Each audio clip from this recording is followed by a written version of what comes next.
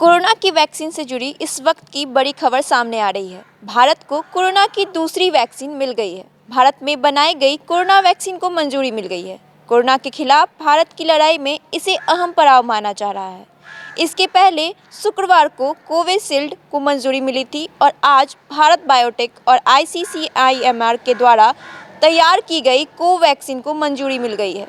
देश में corona vaccine दिए जाने के लिए ड्राई रन चलाया गया है। सरकार की तैयारी कोरोना वैक्सीन देने के लिए पूरी दिख रही है।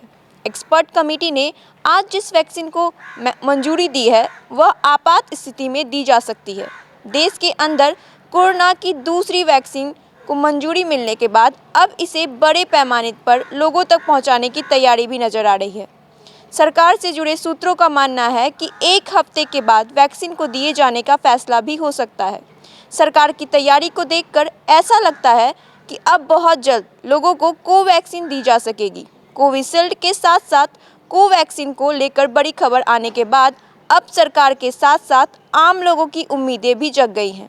इसी के साथ भारत में अगले कुछ दिनों में कोविड-19 का पहला ठिकाने का रास्ता साफ हो गया है।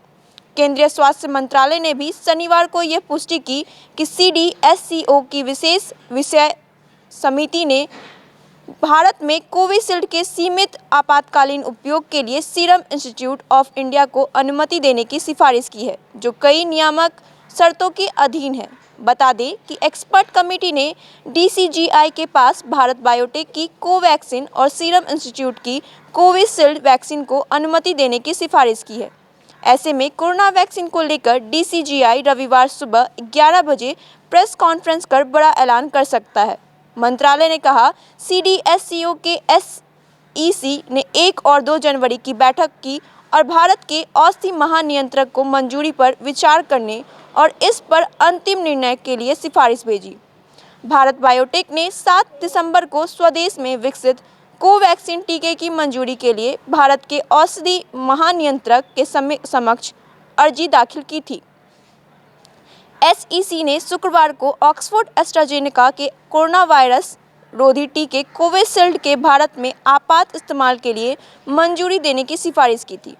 SEC ने शनिवार को भारत बायोटेक के आपातकालीन उपयोग प्राधिकरण के आवेदन पर फिर से विचार किया, जब EUA ने अपने अद्यतन डेटा और इसका औचित्य प्रस्तुत किया और कोरोना वायरस के नए संक्रमण के उभरने की घटनाओं को मद्देनज़र उनके प्रस्ताव पर विचार करने का अनुरोध किया।